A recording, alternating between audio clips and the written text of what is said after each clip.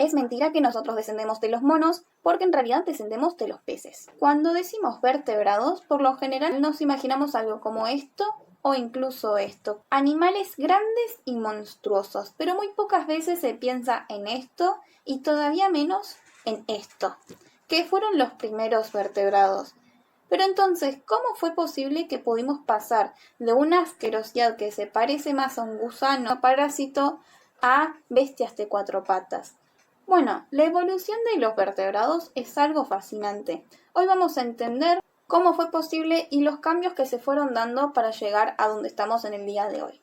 Lo primero, para entender la evolución, es entender en dónde nos encontramos parados dentro de la clasificación taxonómica de los animales. De los diferentes grupos que existen, nos encontramos dentro del filum Chordata o cordados y compartimos lugar con Cephalochordata y Urichordata, siendo estos más cercanos evolutivamente a nosotros, ya que compartimos muchos genes con estos, aunque no se vea para nada el parecido.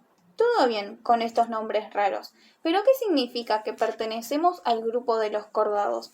Las sinapomorfías explican bien la diferencia entre nosotros y el resto de los invertebrados. La primera de todas es la razón por la que este grupo tiene este nombre, es la notocorda. Es una varilla semirrígida parecida a una cuerda que dan rigidez al cuerpo, porque están formadas por células de cartílago. En algunos grupos se mantiene durante toda la vida, mientras que en la mayoría de los craneados, o sea nosotros, es reemplazado durante el desarrollo por la columna vertebral. Tubo nervioso en vez de un cordón nervioso. En el resto de los animales este es macizo. En nuestro caso es hueco y a partir de acá se desarrollan los diferentes elementos del sistema nervioso. Faringotremia. En alguna etapa del desarrollo la desarrollamos. Es la faringe provista de sacos o hendiduras. En los animales acuáticos se modifica para dar las branquias y en los animales terrestres forman las glándulas del timo y las amígdalas, la trompa de Eustaquio o la cavidad del oído medio. Endostilo en urocordados y cefalocordados. Y en los vertebrados tenemos el homólogo que es la glándula de la tiroides. Una cola postanal, al menos en alguna etapa del desarrollo ontogenético. La posición del corazón y del sistema nervioso la tenemos al revés del resto de los invertebrados. Y una sinapomorfía, que es específicamente de vertebrados, son las células de la cresta neural. Durante el desarrollo embrionario existen 3 capas germinales, el ectodermo, el endodermo y el mesodermo. Pero en los vertebrados se suma una capa germinal más, ya que estas células dan lugar a varios órganos, neuronas sensoriales, simpáticas y parasimpáticas. También las células de Schwann. También forman huesos, cartílagos, tejido conectivo y dientes. Y también nos da lugar a las células de los melanocitos, que son las células de pigmentación de la piel, la médula adrenal y las células cardíacas. Y otra sinapomorfía muy importante de los vertebrados es tener la columna vertebral. Otra aclaración taxonómica es que empieza en los animales anamniota, o sea que los embriones se desarrollan sin un saco embrionario. Como te estarás dando cuenta, los primeros vertebrados de la historia fueron unos peces primitivos que no eran cazadores feroces ni tenían grandes capacidades, sino que se parecían a unos parásitos demoníacos chupasangre.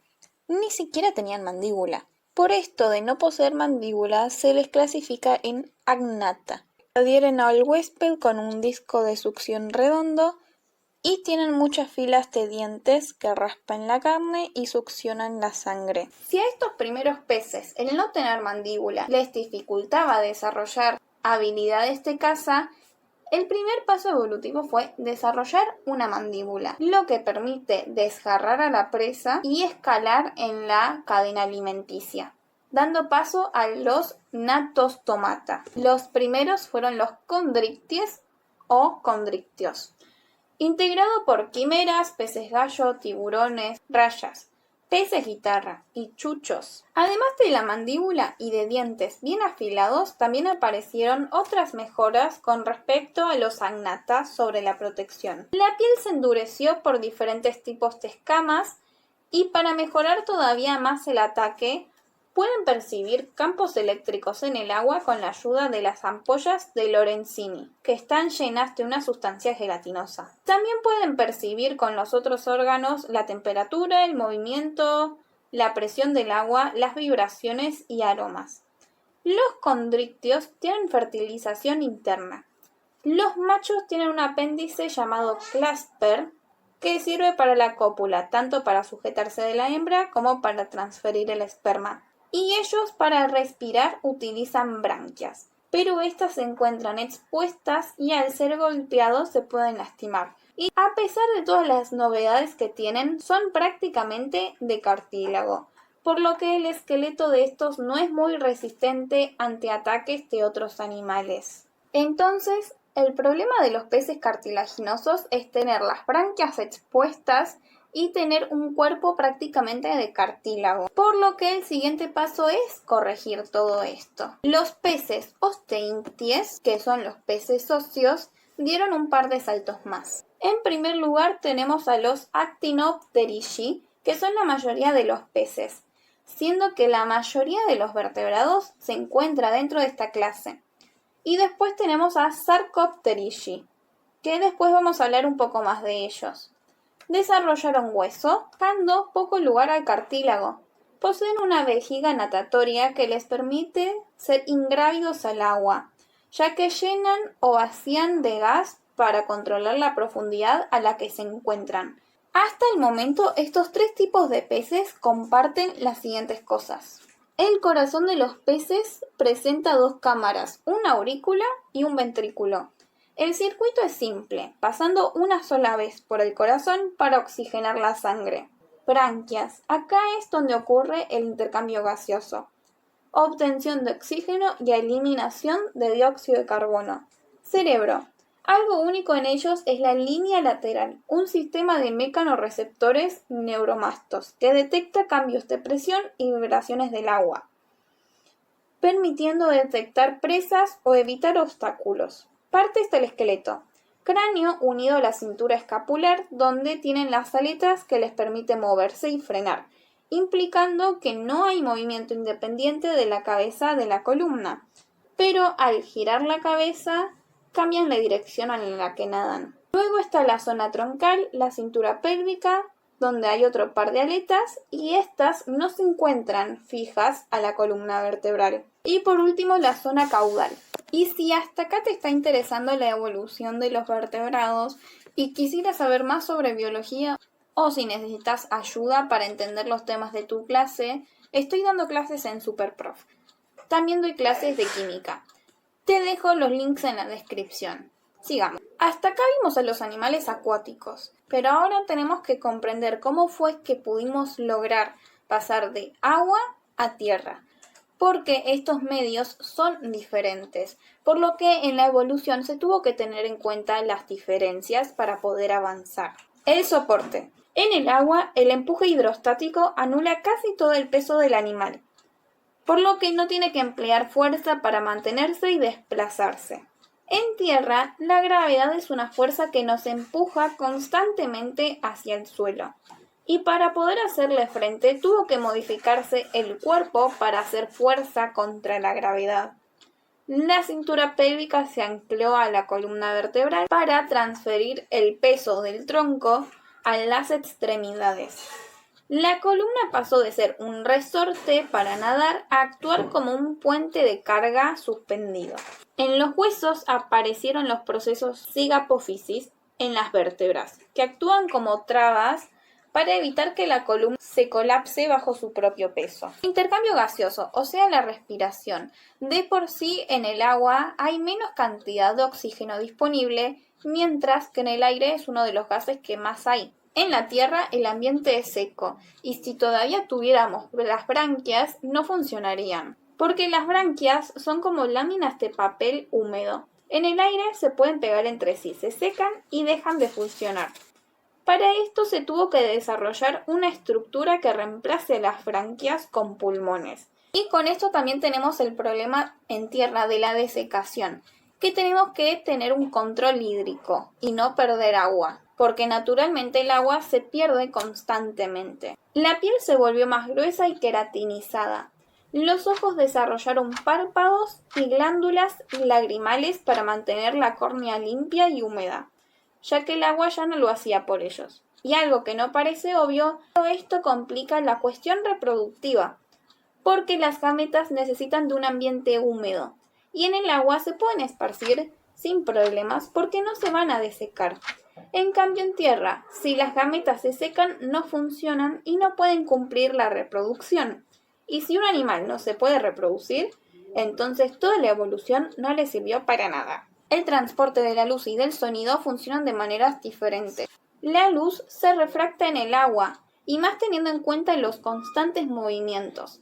Y el sonido viaja mucho más rápido, lejos, en el agua que en el aire, por lo que tuvimos que desarrollar el hueso iomandibular que antes sostenía la mandíbula del pez. Este se encogió y se convirtió en el estribo, o columela, el primer hueso del oído medio para poder detectar las vibraciones del aire. Teniendo en cuenta estas diferencias, vamos viendo algunos puntos claves.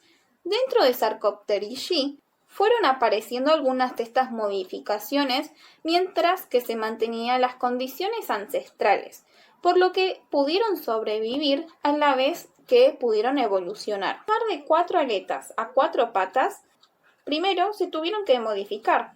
Algunos peces desarrollaron esta clase de pies que les sirve para arrastrarse o utilizarlos como brazos y ayudarse a alimentar.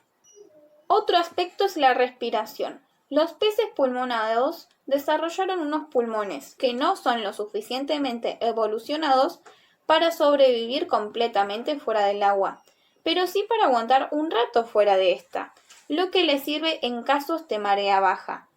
Y a la vez mantuvieron las branquias, ya que siguen viviendo en el agua y las siguen necesitando. Algunos peces tienen párpados que cumplen funciones parecidas a los nuestros. Estas fueron algunas de las adaptaciones que ganaron los peces para darle paso al siguiente salto evolutivo, a los anfibios, que también son anamniotas. Están compuestos por ranas, sapos, cecilias y salamandras. Todo este grupo en realidad es un paso de transición entre el agua y la tierra, ya que dependen mucho del agua para poder vivir.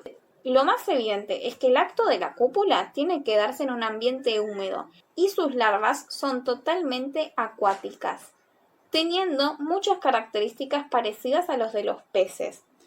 Y en lo que van madurando pasan a ser más terrestres. La piel de estos animales no está tan queratinizada, pero tiene glándulas mucosas para mantener la humedad y está muy vascularizada, o sea de que llegan muchos capilares a la piel, lo que facilita la eliminación del dióxido de carbono por difusión. Y para respirar lo hacen mediante un mecanismo de bombeo bucal. Toman aire por las fosas nasales, llenando su cavidad bucal para luego cerrar la nariz y forzar que el aire entre a sus pulmones. Una vez dentro el aire, el cual posee un porcentaje considerable de oxígeno, en los pulmones se da el intercambio gaseoso. Y al soltar el aire para repetir el mecanismo, hay una mezcla de aire de dióxido de carbono y de oxígeno. Pero para tener en cuenta, en la Tierra el problema no es conseguir el oxígeno, ya que es uno de los gases que tenemos en la mayoría. El problema es eliminar este dióxido de carbono, por lo que en realidad no es de todo muy malo que se mezclen los aires. Pasando a ver el corazón, también se modificó con respecto a los peces. Consta de 3 cámaras, 2 aurículas, derecha e izquierda, y un solo ventrículo. Esto facilita la circulación doble, aunque incompleta. La sangre oxigenada y desoxigenada se mezclan parcialmente en el ventrículo, aunque las estructuras internas minimizan esta mezcla. Y pasando a ver las modificaciones del esqueleto, lo primero es que la cintura escapular está suelta, lo que permite amortiguación en las piernas. La cintura pélvica está soldada a la columna lo que permite mejor distribución de la fuerza en las piernas. Después tenemos el cráneo, las costillas y se añade una vértebra entre el cráneo y la cintura escapular, que a esta se le llamó como axis. El desarrollo de las patas que les permitió levantarse del suelo, pero estas se encuentran un poco alejadas del tronco, por lo que la elevación es moderada. El siguiente paso evolutivo fue que los embriones puedan desarrollar un entorno en donde tengan absolutamente todo lo que necesiten para desarrollarse y no tener que depender de fuentes de agua. Esto se logró con el saco embrionario, lo que dio el paso para el resto de los animales, a los amniotas. Este grupo se caracteriza porque el huevo tiene varias estructuras. Posee 4 capas que en realidad son envolturas. El corion, que se encuentra en contacto con el endometrio del útero de la madre, lo que permite el pasaje de nutrientes directo al embrión. El alantoides actúa como una estructura vital para el intercambio gaseoso, almacenamiento de desechos urinarios y en mamíferos forma parte del cordón umbilical de la placenta. El amnios es la membrana interna del saco gestacional que junto con el corion, membrana externa, conforma el saco amniótico que rodea y protege al embrión. Por último, el saco vitelino. Proporciona nutrición, intercambio de gases y hematopoiesis temprana al embrión, antes de que la placenta asuma estas funciones. Todo esto llevó a una adaptación evolutiva que, a diferencia de lo que ocurre con los peces y anfibios, permitió la reproducción ovípara en un medio seco, ganando independencia frente al agua. Por haber ganado esta independencia frente al agua, aparecieron los reptiles, integrados por escamosos serpientes y lagartos, cocodrilianos, tortugas, tuártaras y los dinosaurios. La piel de los reptiles es una epidermis córnea, lo que significa que es una piel impermeable de que no van a perder agua a través de la piel y permite que los reptiles se puedan alejar todavía más del agua. Y al alejarse todavía más, pudieron diversificarse, lo que explica la variedad del grupo. Los cocodrilos, si bien pasan mucho tiempo en el agua, pueden correr largas distancias para capturar a su presa. Desarrollaron garras y fuerza en su mandíbula. Las serpientes perdieron las patas, pero su columna les permite moverse y arrastrarse de una forma rápida.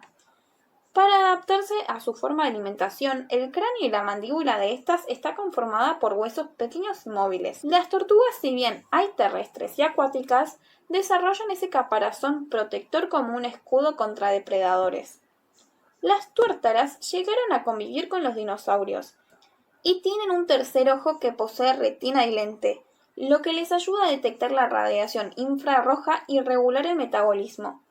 Y también tienen 2 filas de dientes que se fusionaron para cortar con más precisión su alimento. Y de los dinosaurios ni me voy a meter porque ya sabemos que hubo de todos los colores y tamaños e incluso voladores. El mecanismo de ventilación dentro de cada grupo es un poco variable, pero para dar el ejemplo, los pulmones son ayudados casi exclusivamente por la musculatura axial. Este movimiento de musculatura tiene un alto costo energético. Y lo que sí comparten es que tienen un corazón de 3 cámaras, tiene 2 aurículas, un ventrículo dividido de forma variable y 2 aortas que conducen a la circulación sistémica, o sea, del cuerpo. Empieza a haber una separación más importante de las cámaras. Su esqueleto se ve formado por la cabeza, el tronco, las cinturas y extremidades. La columna vertebral se diferencia en el cuello, lo que añadió movimiento independiente de la cabeza al cuerpo, la torácica, las costillas, la lumbar, el sacra y caudal. Como dato de color, seguramente escuchaste que los reptiles son de sangre fría. Esto significa que su homeostasis no les permite poder regular su temperatura. Las aves son un grupo bastante peculiar dentro de los vertebrados. Estos se desarrollaron a partir de los reptiles y para poder pasar de tierra a aire tuvieron que desarrollar todavía más adaptaciones. Como descendientes de los reptiles igual mantuvieron algunas cuestiones, como la división del corazón, presencia de escamas en las patas de las aves y en el cuerpo de los reptiles. Ambos poseen cloaca y sus glóbulos rojos de la sangre son nucleados. Pero a partir de acá hay saltos evolutivos que no tienen nada que ver con lo que sigue, que son los mamíferos. Empezando por lo más evidente, las alas.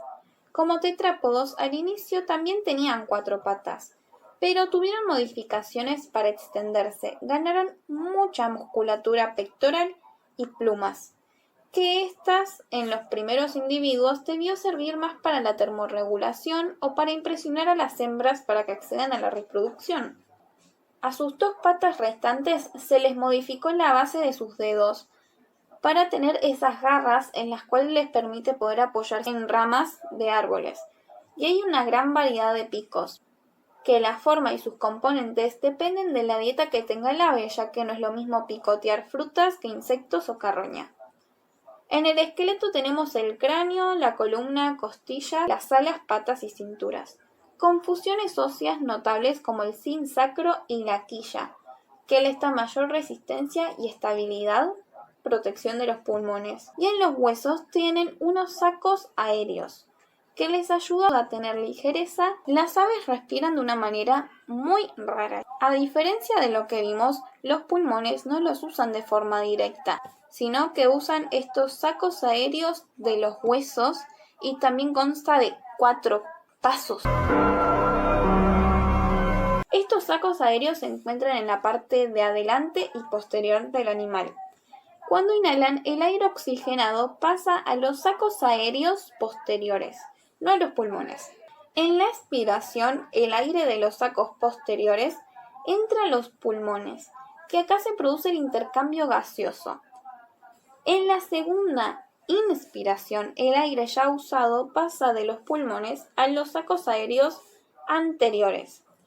Y por último, en la expiración, el aire con dióxido de carbono sale de los sacos anteriores al exterior. El metabolismo es extremadamente rápido y eficiente, caracterizado por ser endotérmico, o sea, de sangre caliente, para mantener temperaturas corporales elevadas entre 38 y 45 grados. Poseen un alto gasto calórico, necesario para el vuelo, la regulación térmica, con digestión rápida y alta tasa cardíaca, requiriendo un consumo frecuente de alimento en relación con su peso.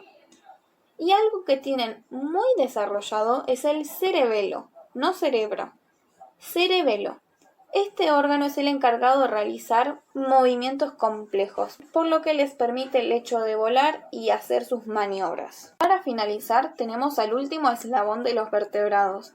Estoy hablando de los mamíferos, que surgieron a partir de reptiles mamíferoides, que es en donde nos encontramos los humanos, por lo que acá está tu estrella por ser parte del taxón más joven de los animales. ¿Qué cosas pudimos desarrollar para estar en la punta de la evolución de los animales?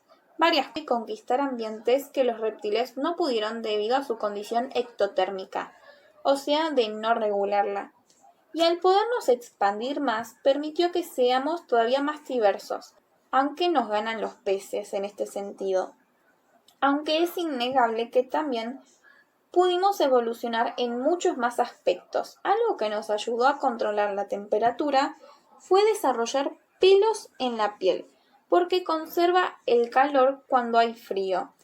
Nos protege del calor solar en desiertos, confiere aislamiento hídrico, camuflaje, protección física de la piel y sensorial. Se perfeccionó el sistema circulatorio. El corazón se terminó de dividir en cámaras, por lo que se dividió por completo la sangre oxigenada de la desoxigenada, pudiendo aprovechar mucho mejor este recurso vital, lo que implica también más eficiente el metabolismo de las células del cuerpo. Y también al compartimentar bien el corazón, permite darle diferentes potencias. La sangre oxigenada es bombeada hacia el cuerpo con mayor presión, pudiendo llegar en menor tiempo y también permite un mayor alcance, y por eso hay animales tan grandes y altos como las jirafas o los elefantes. Y con el sistema respiratorio desarrollamos un músculo que solamente lo tenemos nosotros, el diafragma. Esto requiere de mucho menos trabajo que el resto de los vertebrados, y al aplanarse al inhalar, expande la cavidad torácica. Este se relaja al exhalar para expulsar el aire. Es ventajoso porque permite una respiración profunda, eficiente y relajada, oxigenando mejor el cuerpo sin esfuerzo excesivo de los músculos secundarios. Sobre el desarrollo embrionario se generó más conexión de la madre con las crías. De por sí hay más contacto entre el embrión y la placenta, y una vez que nacen, la madre los alimenta de la leche de sus mamas. Y de acá es de donde sale el nombre de los mamíferos. Esto garantiza una alta tasa de supervivencia de las crías, y una supervivencia de las crías implica una buena evolución.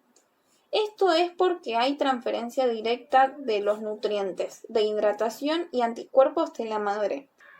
Este mecanismo facilita el desarrollo físico y emocional de la cría.